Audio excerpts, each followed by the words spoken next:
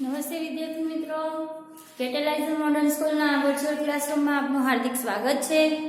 આજે આપણે ધોરણ 3 વિષય આસપાસ એનો અભ્યાસ કરવાના છીએ। સત્ર 2 પાઠ 17 પત્રનો પ્રવાસ। હવે તમને ખબર છે કે મોબાઈલ નહોતા એ પહેલા પત્ર કઈ રીતે પહોંચાડવામાં આવતા એ તમને ખબર છે। પહેલાના સમયમાં સંદેશા કઈ રીતે મોકલવામાં આવતા હતા? તો પહેલાના સમયમાં સંદેશા પત્ર દ્વારા એટલે કે પત્ર લખીને મોકલવામાં આવતા હતા। તો એવી જ રીતે પત્ર કેવી રીતે લખવાનો, બરોબર, પત્ર લખીને પછી કઈ રીતે તમે એને મોકલી શકો એની આખી પ્રોસેસ એટલે કે આ આખી પદ્ધતિની આ પાઠમાં વાત કરવામાં આવી છે। પત્રનો પ્રવાસ। હવે અહીંયા જે પત્રનો પ્રવાસ એટલે કે જે પત્ર છે એની વાત છે કે પત્ર લખીને એને કઈ રીતે મોકલવામાં આવે છે, એની ઉપર શું કરવામાં આવે છે અને એ પત્ર કઈ રીતે જે તે વ્યક્તિને લખ્યો છે એ વ્યક્તિ સુધી પહોંચે છે। તો હવે આપણે આ પાઠનો અભ્યાસ કરીએ। પાઠ 17 પત્રનો પ્રવાસ। હું પત્ર છું, મને સામીરાએ તેના મિત્ર સલમાનને પેન વડે લખ્યો છે। મને પેટીમાં મૂકવામાં આવ્યો। ટપાલીએ મને બહાર કાઢ્યો, મને બેગમાં મૂક્યો। ટપાલીની સાયકલ ઉપર મેં સવારી કરી। હું પોસ્ટ ઓફિસ પહોંચ્યો। મને બેગમાંથી બહાર કાઢવામાં આવ્યો। મારા ઉપર સખત છાપ કરવામાં આવી। છાપ વડોદરાની હતી જ્યાંથી મારી સફર ચાલુ થઈ। હવે આ જે પાઠ છે એમાં પત્રની વાત છે। હવે તમે વિચારો કે પત્ર ક્યારે બોલે તો ના બોલે, એ વસ્તુ શું છે? નિર્જીવ છે। પણ અહીંયા આપણને એવું કહેવા માટે એટલે કે એનો સફર એટલે કે એનો જે પ્રવાસ છે એની વાત રજૂ કરવા માટે જાણે કે પત્રને બોલાવડાવ્યો હોય એવું લાગે છે। હવે આ પત્ર છે તો આપણે આમાં જોઈએ, તમારી પુસ્તકમાં પણ છે કે આવી રીતે આ પત્ર એટલે કે પોસ્ટ કાર્ડ ઉપર લખવામાં આવે છે। આ જે યલો કલરનું એટલે કે પીળા કલરનું જે દેખાઈ રહ્યું છે શું છે? પોસ્ટ કાર્ડ છે અને એની ઉપર પત્ર લખવામાં આવે છે। તો અહીંયા જે વાત કરી છે તો આ પત્ર કોને લખ્યું છે? તો કે સામીરાએ લખ્યો છે। કોને લખ્યો? તો કે પોતાના જે મિત્ર છે એને। અને કેવી રીતે લખ્યો? તો કે પેન દ્વારા લખ્યો છે। અને આ જે પત્ર હતો એ પત્રની આખી વાત કરી કે મને પેટીમાં મૂકવામાં આવ્યો એટલે કે સામીરા દ્વારા તેને પેટીમાં મૂકવામાં આવ્યો। ત્યાર પછી ટપાલી આવ્યા અને ટપાલીએ શું કર્યું? તો કે પત્ર બહાર કાઢ્યો અને મને બેગમાં મૂક્યો। અને આ રીતે શું કર્યું? તો કે ટપાલી જે હતા એની સાયકલ ઉપર મેં સવારી કરી અને હું પોસ્ટ ઓફિસ પહોંચ્યો અને ત્યાં જઈને મને બેગમાંથી બહાર કાઢવામાં આવ્યો અને ત્યાર પછી મારી ઉપર છાપ પાડવામાં આવી અને એ છાપ ક્યાંની હતી? તો વડોદરાની હતી। મારા ઉપર છાપ લાગ્યા પછી મને મોટી બેગમાં મૂક્યો। આ બેગમાં બીજા ઘણા પત્રો હતા, બધા અમદાવાદના હતા। લાલ રંગની ટપાલ વિભાગની ગાડીએ મને રેલવે સ્ટેશન ઉતાર્યો, ત્યાંથી મને અમદાવાદની ટ્રેન મળી। હવે આ જે પત્ર હતો એ પત્રને ટ્રેન મળે એ તો નિર્જીવ છે, પણ અહીંયા એવી રીતે વાત કરી છે કે જાણે એ સજીવ હોય અને સજીવ વ્યક્તિની જેમ એ વાત કરતો હોય એવી રીતે એને ખુદે પોતાના વિશે લખ્યું હોય એવી રીતે વાત કરેલી છે।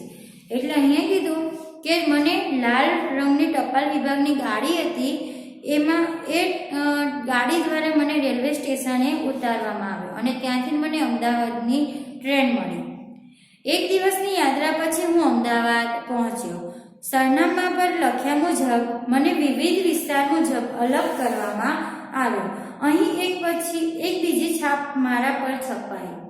છેવટે ટપાલીએ મને સલમાનના ઘરે પહોંચાડ્યો। હવે પહેલા જે છાપ હતી એ વડોદરાની હતી અને પછી તેને અમદાવાદ મોકલવામાં આવ્યો અને અમદાવાદ પણ કઈ રીતે? તો કે એના વિવિધ એટલે કે જે તે વિસ્તાર હોય એની ઉપર જે વિસ્તાર લખ્યો હતો, જેમ કે અહીંયા પત્ર છે, આ પત્રમાં એટલે કે આ પોસ્ટ કાર્ડમાં લખ્યું છે કે બ્લોક સી ઘર નંબર 15 દરિયાપુર અમદાવાદ, એટલે કે આ અમદાવાદનો પણ વિસ્તાર કયો? તો કે દરિયાપુર। આ સલમાન ત્યાં રહે છે અને એને આ પત્ર મોકલવાનો હતો. અને અહીંયા જ્યારે પત્ર અહીંયા અમદાવાદ આવ્યો એ પછી એના ઉપર એક છાપ પાડવામાં આવી અને પછી આ ટપાલી દ્વારા આ જે પત્ર હતો એ સલમાનના ઘરે પહોંચાડવામાં આવ્યો. હવે જુઓ ચિત્ર પેજ નંબર 114 ઉપર છે ચિત્ર. નીચે ચિત્રોમાં પત્રની મુસાફરી આપેલ છે. દેખાય છે તમને આ ચિત્ર છે બરોબર. એ ચિત્રની વાત છે કે આ ચિત્ર અહીં જે ચિત્રો આપ્યા છે એ ચિત્રો ક્રમ મુજબ નથી, તેને યોગ્ય ક્રમમાં ગોઠવો. સંખ્યાઓનો નંબર વર્તુળમાં લખો. હવે આ આપણે ઓફલાઈનમાં ઓલરેડી થઈ ગયું છે, આપણે વાત થઈ પણ ગઈ છે અને આના વિશે મેં તમને કરાવી પણ દીધું છે. છતાં પણ એકવાર નજર ફેરવી લઈએ તો પહેલો ક્રમ આનો છે, બીજો ક્રમ આનો છે, ત્રીજો ક્રમ અહીંયા છે, ચોથો ક્રમ અહીંયા છે. લખે છે છાપ મારે છે એટલે કે છાપ કરે છે. પછી પાંચમો ક્રમ છે અમદાવાદ, છઠ્ઠો ક્રમ છે અહીંયા જે છોકરી દેખાય છે તે. પછી આઠમો નંબર અહીંયા આપેલો છે સલમાન પાસે, સાતમો ક્રમ અહીંયા આપેલો છે. ટપાલ દ્વારા ટપાલી બોક્સમાં મેસેજ બોક્સમાં નાખે છે અને આઠમો ક્રમ સલમાનના હાથમાં પત્ર આવી જાય છે અને એ પત્ર વાંચી રહ્યો છે. હવે આગળ જોઈએ તો આગળ આપણે ટપાલ પેટી કઈ રીતે બનાવી એની વાત છે. તો સામીરાએ સલમાનને પત્ર લખ્યો. વર્ગમાં તમારા મિત્રને પત્ર લખો. તમારા મિત્રનું નામ લખવું ભૂલશો નહીં. દરેકે પત્ર લખ્યો પરંતુ તે આપણે ક્યાં પોસ્ટ કરવો એ પ્રશ્ન છે. હવે તમે બધા અહીંયા વિદ્યાર્થી તરીકે બેઠા છો અને મેં તમને પત્ર લખવાનું કીધું, તમે પત્ર લખી પણ દીધો, પણ હવે એ પત્ર તમારે પોસ્ટ કઈ રીતે કરવા તો એ માટે આપણે ટપાલ પેટી બનાવવાની છે. એક ખાલી ખોખું લો, તેને લાલ રંગ કરો અથવા લાલ રંગનો કાગળ ચોંટાડો. ખોખાના કવર ઉપર કાતરની મદદથી કાપો કરો.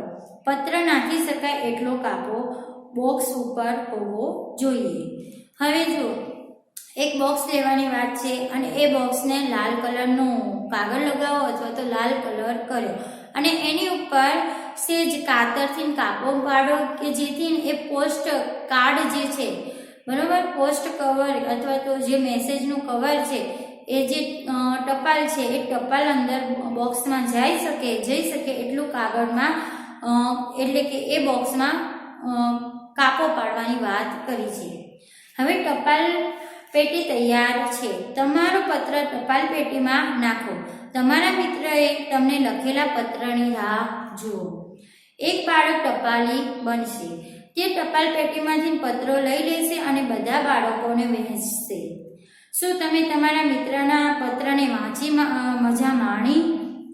તો હવે અહીંયા શું કીધું કે ટપાલ બોક્સ હતો જેને આપણે ટપાલ બોક્સ બનાવ્યું ખોખાનું બરાબર, એને ટપાલ પેટી બનાવી બોક્સને. હવે એમાંથી એક વિદ્યાર્થી ટપાલી બનશે અને એ શું કરશે તો કે જે લોકોના પત્ર હતા એ લોકોને પહોંચાડશે અને પછી એ પત્રોને વાંચવાના અને આ રીતે એક રમતની સાથે એક શીખવાનું પણ વાત છે. જેવી રીતે તમે તમારા મિત્રને પત્ર લખ્યો તેવી જ રીતે તમારા મિત્રો અને સગા સંબંધીઓએ પણ તમને પત્ર લખ્યા હશે. થોડા પત્રો ઘરેથી લઈ આવો. જુઓ કેટલા અલગ પ્રકારના પત્રો છે. આ પત્રોમાં તમે શું અલગ જોયું? હવે તમે લખ્યા એ અક્ષર અલગ હોય બરોબર છે અને જ્યારે સગા સંબંધીઓએ લખ્યા હોય એ અક્ષર અલગ હોય બરોબર. પછી ક્યાં પત્રો પર ટિકિટ છે. હવે અમુક પત્રો અલગ અલગ હોય તો બધા ઉપર ટિકિટો અલગ અલગ હોઈ શકે. શું બધી ટિકિટ એક જેવી છે? શું અલગ છે? હા, અમુક ટિકિટો અલગ પણ હોઈ શકે છે. શું તમે પોસ્ટ ઓફિસનો સિક્કો પત્ર પર જોયો? તો પોસ્ટ ઓફિસનો સિક્કો પત્ર ઉપર હોય જ બરાબર, એટલે છે તો કે હા. તો હવે આવું અત્યારે શક્ય નથી. કેમ શક્ય નથી? કેમ કે આ પત્રનો વ્યવહાર અત્યારે મોબાઈલે સ્થાન લઈ લીધું છે એટલે ફટાક દઈને મેસેજ કરો અને એનો રિપ્લાય મળી જાય. એટલે આ જે પત્રનો વ્યવહાર પહેલાના સમયમાં થતો હતો અને એ સમયમાં ઘણા દિવસો પછી પત્ર જે તે વ્યક્તિ સુધી પહોંચી શકતા હતા, એટલે અત્યારે એ વસ્તુ શક્ય નથી. હવે આપણે આગળ થોડું જોઈએ કે પોસ્ટકાર્ડ કોને કહેવાય, આંતરદેશીય પત્ર કોને કહેવાય, કવર કોને કહેવાય, ટિકિટ, રેવન્યુ સ્ટેમ્પ અને સોનાનો સિક્કો, આ વિશે આપણે જોઈએ. તો આજે કવર જેવું દેખાય છે બરોબર, પીળા કલરનું, એ શું છે? પોસ્ટકાર્ડ છે. આપણે પહેલાં પણ વાત થઈ ગઈ બરોબર. આગળ આ જે વ્હાઈટ છે બરાબર, એ શું છે? આંતરદેશીય પત્ર છે. અને જ્યારે તમે ઇન્વિટેશન કાર્ડ એટલે કે મતલબ કંકોત્રી હોય બરાબર, અને એમાં તમે જે પત્ર જે કંકોત્રી છે એ નાખીને ઉપર જે કવર આવે, એવી જ રીતે આ ટપાલનું કવર છે. આગળ ટિકિટ, આ ટિકિટ છે, આ રેવન્યુ ટિકિટ છે, રેવન્યુ સ્ટેમ્પ છે. અને આ સોનાના સિક્કા અથવા તો લગડી છે. આ સોનાનો સિક્કો છે, આ છે, અને આ છે એ લગડી છે. આગળ હવે અહીંયા શું છે તો કે નીચે આપેલા પોસ્ટકાર્ડમાં તમારું પૂરું નામ લખો. હવે અહીંયા તમારું પૂરું નામ એટલે કે હું મારા વિશે કહું તો મારું પૂરું નામ લખીશ બરાબર. અને પછી અહીંયા જે તે મિત્ર છે તમારા એને મોકલવાનું છે તો અહીંયા એના વિશે લખીશું. પણ અહીંયા શું કીધું? તમારું પૂરું નામ, સરનામું લખો. તો અહીંયા આપણું પૂરું નામ લખવાનું અને અહીંયા આપણું જે તે સરનામું લખવાનું. તો આના ઉપરથી આપણે શું શીખી શકીએ તો કે પોસ્ટ કાર્ડ ઉપર આપણે કઈ રીતે પત્ર લખવો એટલે કે સરનામું કઈ રીતે લખવું એ શીખી શકીએ છીએ. જેવી રીતે આગળ જોયું કે આ રીતે તમે જુઓ છો એવી જ રીતે અહીંયા લખવાની વાત છે. આગળ વિચારો અને લખો. હવે આમાં થોડાક પ્રશ્નો છે તો કે એના વિશે ચર્ચા કરીએ. સામીરાનો પત્ર વડોદરા ટ્રેન દ્વારા પહોંચ્યો. જ્યારે ટ્રેન ન હતી ત્યારે પત્રો કેવી રીતે પહોંચતા હશે? ચર્ચા કરો. હવે પહેલાં ટ્રેન નહોતી તો બની શકે કે સમયે લોકો ચાલીને પત્ર લઈને જતા હોય, એટલે કે આ જે ટપાલી છે એ લોકો, અથવા તો સાયકલનો ઉપયોગ કરતા હશે, અથવા તો બળદગાડી. પહેલાંના સમયમાં ટ્રેન નહોતી એટલે કે આવા બધા સાધનો એ સમયે અસ્તિત્વમાં હતા, એટલે કે એ સમયે એ લોકો એ વસ્તુઓનો ઉપયોગ કરીને કદાચ સંદેશા મોકલવામાં આવતા હશે. અથવા તો બસ હોઈ શકે છે, તો એ બધાનો ઉપયોગ કરીને મોકલવામાં આવતા હતા. આગળ પોસ્ટ ઓફિસમાં શું જોવા મળે? હવે જો પોસ્ટ ઓફિસમાં આપણને શું મળે છે તો પોસ્ટ ઓફિસમાં જુદી જુદી બારીઓ પર જુદા જુદા કામ થતા જોવા મળે છે બરાબર. દરેક પોસ્ટ ઓફિસમાં જુદા જુદા કાર્યો, જુદી જુદી બારીઓ પર જુદા જુદા કાર્ય થતા હોય એવું આપણે જોઈ શકીએ છીએ. શું પોસ્ટ કાર્ડ લખીને વિદેશમાં સંદેશ પહોંચાડી શકાય? તો ના, પોસ્ટકાર્ડ લખીને વિદેશમાં સંદેશો પહોંચાડી શકાતો નથી.